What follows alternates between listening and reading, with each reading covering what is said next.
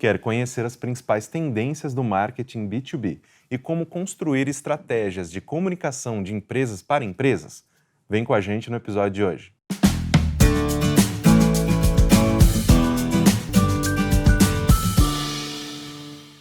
Olá pessoal, eu sou Caio Corrêa e está começando mais um episódio do LifelongCast, o podcast do profissional em constante movimento, um programa da ESPM para você se preparar para o futuro do trabalho e dos negócios. A relação entre empresas é uma pedra fundamental para o funcionamento de qualquer economia.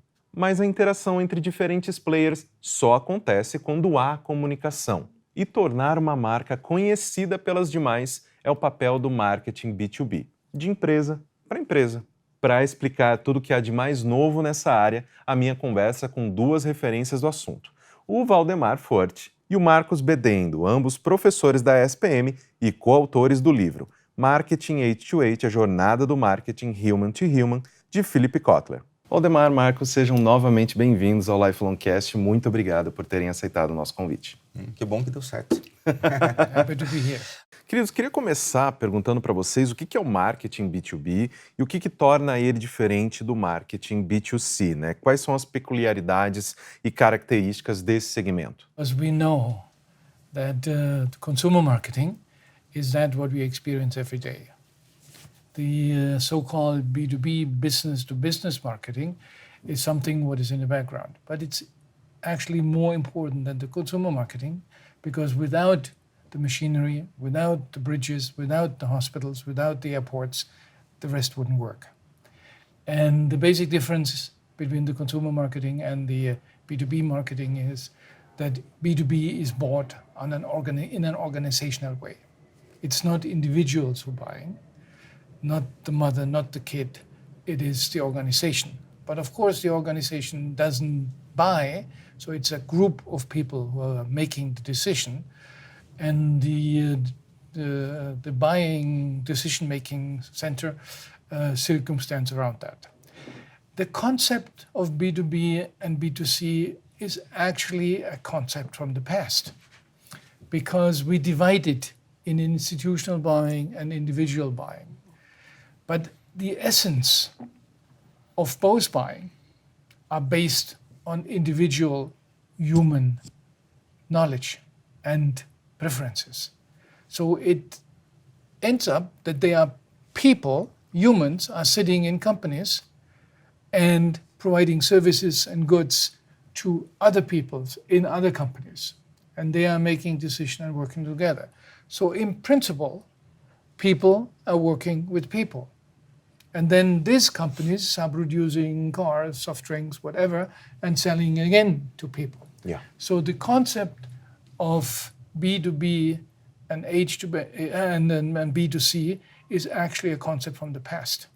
The concept what we are promoting is the human-to-human concept. And of course, in the human-to-human concept, we have buying situation which are more leaning to institutional buying and more leaning to individual buying. But the new understanding is now that people, humans, are seeing the needs of other humans and serving them. And through the digitalization, they actually could have contact. They don't need to know each other. I mean, we have not met before we come here. Mm-hmm. Now we meet. But before, we interacted together. We developed a new book. We made the Portuguese application of the book here without knowing each other as friends or people. We just worked together. And that is actually the new reality. Of course, it's much better to see each other, and the outcome of being together is much more emotional and more gratifying and more inspirational than just digital. But with the digitalization, we have the opportunity now. So B2B and B2C, this concept is a concept from the past. Of course, there are important elements which we still need to consider in the H2H concept, but the new concept has a very deeper connection to the individual, looks more into the needs of the individual, considers more the circumstances. And we can that now. 50 years ago, we couldn't because we didn't know how was the weather here, how was the condition there, why did he not answer because the traffic was so bad and stuff like that. So knowing that gives us a complete different possibility how to interact and how to make decisions. And therefore, I think we can create better products. We can make a better world. Então, acho que tem uma coisa muito importante, assim, na verdade, especialmente, eu vou falar mais da parte operacional, tá? Então, existe uma diferença significativa entre quando a gente faz uma comunicação ou uma ação de marketing, uma ação de produto no B2B em relação ao B2C, tá? E a diferença é o número de compradores e o valor da compra. Sim. Então, é claro que a Coca-Cola tem que vender um produto que custa na ponta, às vezes, 3, 4, 5 reais, para bilhões de pessoas por dia, para poder chegar num faturamento muito grande. Né? Se eu pegar uma empresa B2B, como a Siemens, ela pode vender um sistema dela e ter um faturamento de centenas de milhões. Está feita pro ano, às vezes. Exatamente. Nem tanto que eles faturam muito, mas assim, obviamente, assim, então assim, eu trato com muito menos gente, né? Contratos muito maiores. Então, todo o processo de organização do processo de venda e do processo de marketing, ele é diferente. Porque em um caso, como eu tenho uma venda muito grande, eu posso colocar uma equipe de especialistas dedicados para fazer aquela venda, eu posso fazer um acompanhamento individual do cliente, eu posso customizar o produto para atender aquele cliente, seja um serviço como uma consultoria da McKinsey, seja um produto como o da Siemens, seja uma liga de aço. Tá? Então, essa é uma característica que está presente no B2B. E a mesma coisa como eu tento promover isso. Né? Então, como é que eu promovo no B2B, especialmente esse grande B2B? Você promove ele com contato pessoal, com feiras, com encontros, né? Porque, obviamente, você tem capacidade de gastar bastante dinheiro para conquistar um cliente, porque esse cliente vai te trazer de volta muito faturamento. No B2C, isso é totalmente diferente. Então, a Coca-Cola tem que vender para bilhões de pessoas, mas como a venda é de 3 reais, 4 reais, 5 reais, ela precisa fazer o quê?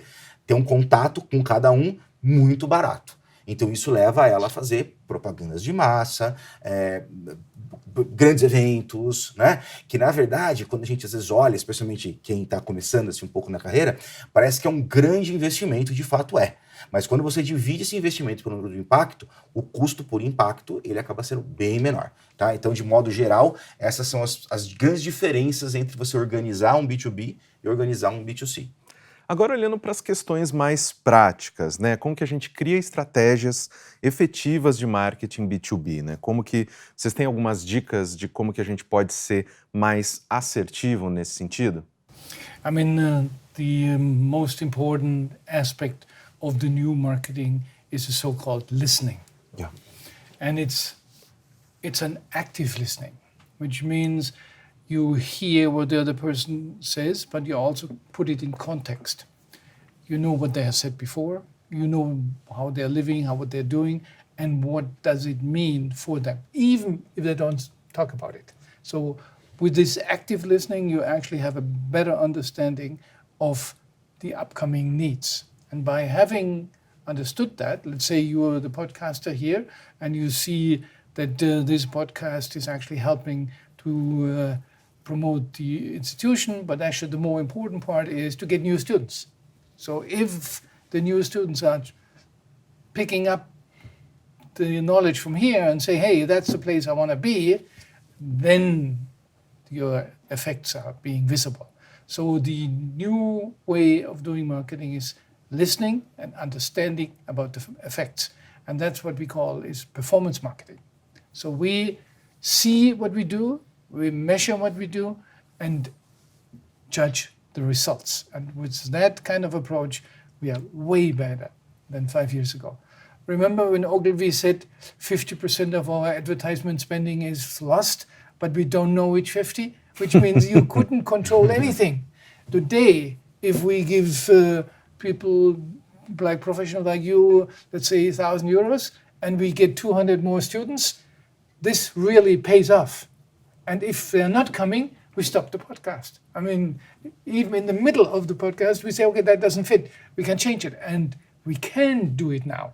In the old days, you put an advertisement out and it must be running there. In the old days, you had a product which had to run 5 years, like a car, right? So, and you couldn't change. Today, you get a smartphone and tomorrow you have a new application, and the day after tomorrow you have a software update, and you could be much closer.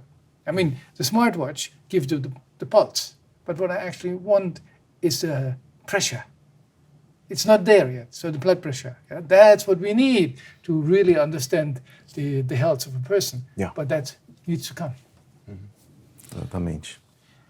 Bom, assim, as empresas B2B, elas têm uma capacidade, de novo, né, até por a questão de escala e volume de contatos, que as empresas B2C têm muito mais dificuldade de fazer. Então é muito mais fácil você ser mais próximo, mais humanizado, mais olho no olho com uma empresa B2B do que com uma empresa B2C. Porque justamente você tem a capacidade de ir até esse cliente e falar diretamente com ele.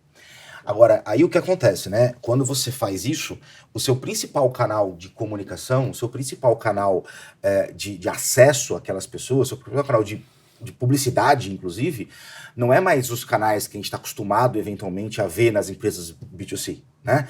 São canais diretos, é venda pessoal, é contato pessoal. E aí, isso é muito interessante, porque grande parte das empresas não treinam os seus colaboradores que fazem linha de frente com seus clientes, seja de venda, seja de relacionamento, para poder portar corretamente a imagem da marca para esses clientes. Então, muitas, na verdade, você acaba até tendo um treinamento de vendas, ou treinamento de produto, mas você, às vezes, deixa de usar essas pessoas como uma forma de contato para que você construa corretamente a marca, né? Então, isso é uma coisa também que a gente sempre vê que não está muito bem desenhado, muito bem arrumado. É muito raro, por exemplo, uma empresa de B2B fazer um treinamento mais amplo com seus colaboradores. E isso é pior do que no B2C. Porque no B2C, como grande parte do meu contato é feito pela área de marketing e pelas agências, esse pessoal entendendo que a marca, né, as ações que são massivas, elas vão sair alinhadas. Quando você tem uma empresa cuja grande forma de comunicação é de pessoa para outra pessoa e você não treina adequadamente essas pessoas, você está perdendo muito recurso aí no meio do caminho. Então essa é a dica aí que fica. Considerando que esse tipo de estratégia tem como objetivo atingir outras empresas e não pessoas especificamente, os consumidores como alvo, quais são os maiores erros e os desafios enfrentados pelas empresas no marketing B2B? Well, there are many mistakes companies are doing it. And of course, normally we see the mistakes when the company is getting under. And of course, the most famous case is Kodak. Yeah. I mean, this is so magic that it's actually unbelievable. Kodak was the company who invented digital cameras, who were able to put physical reality into pictures and then physical reality in bits and bytes. Back in the 70s, in the 60s, they had already the technology. They had the first digital camera.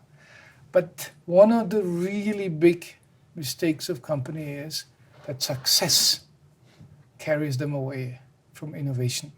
And Kodak is the example. They made so much profit on their old pictures that the people who made the investments into things didn't have the possibility to use the existing framework, the distribution channel, the marketing power to get the digital camera out. By the way, Fujifilm had the same situation, and Fujifilm is a super successful company today. So you can avoid the pitfalls of super success. And actually, this is the challenge what we have now. See what happens to the existing companies. I mean, you maybe recall that IBM and that Microsoft neglected the internet. In 1984, they had no internet connection. And all the internet companies were others than Microsoft. And then finally, they caught up and made it.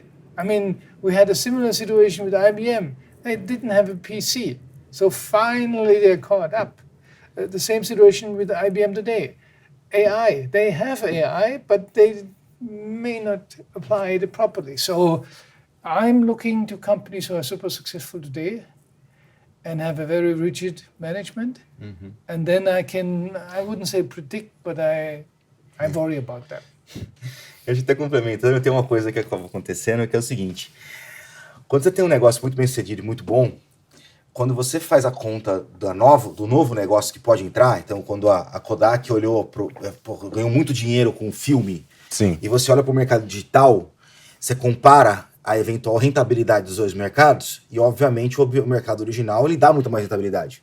Porque o mercado novo você precisa desenvolver, você precisa criar mercado para ele, você precisa investir. Então, o que ela faz? Ela fala, opa, mas peraí, isso é uma visão muito financeira. E eu espero que os financeiros estejam mudando um pouco essa cabeça, ainda que a gente sabe que alguns por aí não mudaram. O que o financeiro faz? Fala, não, nós não podemos trocar um produto analógico pelo digital, porque o digital me dá menos lucro do que o analógico. Então a lógica é a seguinte, cada vez que eu vendo produto digital, eu perco dinheiro. Então eu não deveria investir no digital, eu deveria manter o analógico. Então isso daí, na verdade, ele barra esse processo de renovação e inovação que é tão importante para as empresas.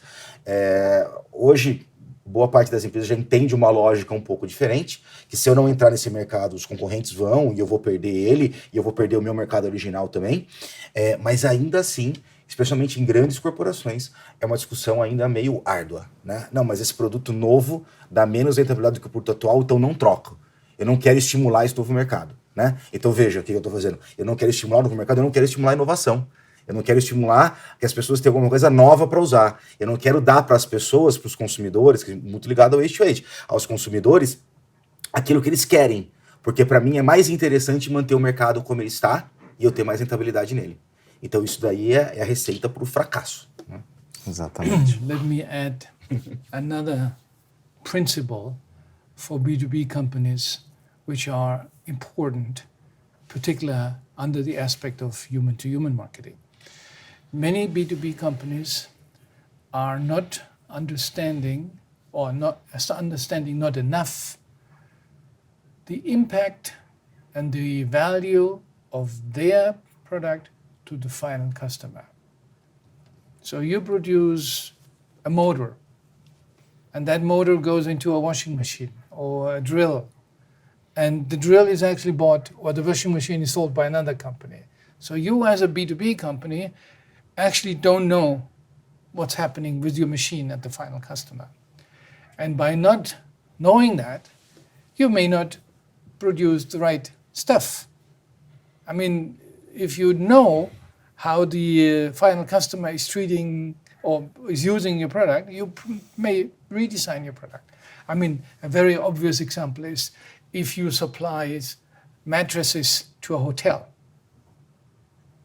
I mean, the hotel tells you the mattress must be easy to clean, easy to handle, easy to store, and this kind of stuff. But the guest of the hotel wants to have a comfortable bed, wants to be soft and fluffy, whatever, but that is in contradiction to the requirements of the B2B.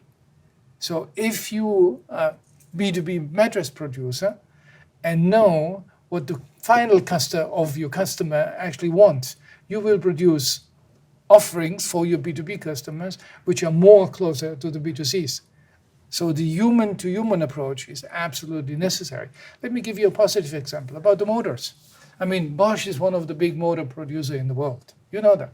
Everybody knows that. And they're selling washing machines, so they have contact to the washing customers. But now they're selling electrical bikes. And actually it's the same motor who goes in the power drill, then in the washing machine, and in the from the principle. But by knowing the requirement of a washing machine and knowing the requirement of a bicycle is very different. I mean, the way the motor is, and therefore you need to build the motor different, have a different electronics, have a different way of servicing, all that kind of stuff. And if you understand the requirements, your B2B offering is different than without that. And when you look in the world of motors, the companies who did not understand the B2C requirements are gone. I mean, they moved all to China for a different purpose, but they're not here anymore.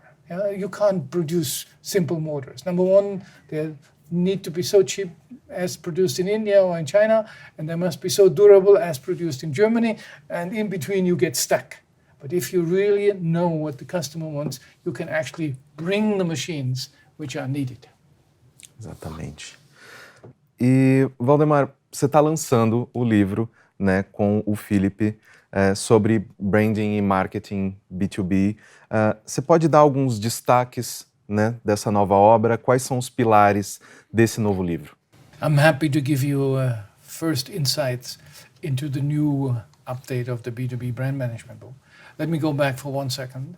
The B2B brand management book did a major contribution to the establishment of brand management in the B2B area. That was 2006.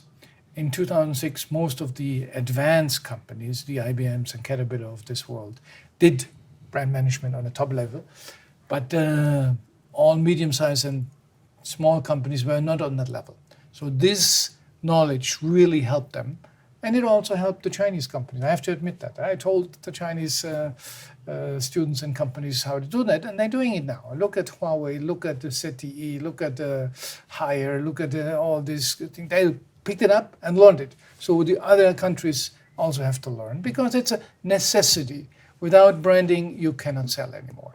And I even go as far as changing the marketing mix from 4 Ps to 5 Es, where E, expand the brand, engage the brand, is a very important part. So in the new book, we'll have the principles of the human-to-human marketing integrated into the B2B concept. We will have the major aspects of digitalization integrated. We'll have big parts of the social media communication activities integrated in this book. So this book is a book which will make a big jump. It's actually 15 years in between, and in that last 15 years, so many things have changed. It will also have a chapter on artificial intelligence, but of course, artificial intelligence is changing every day, so we cannot predict what it's going to be tomorrow.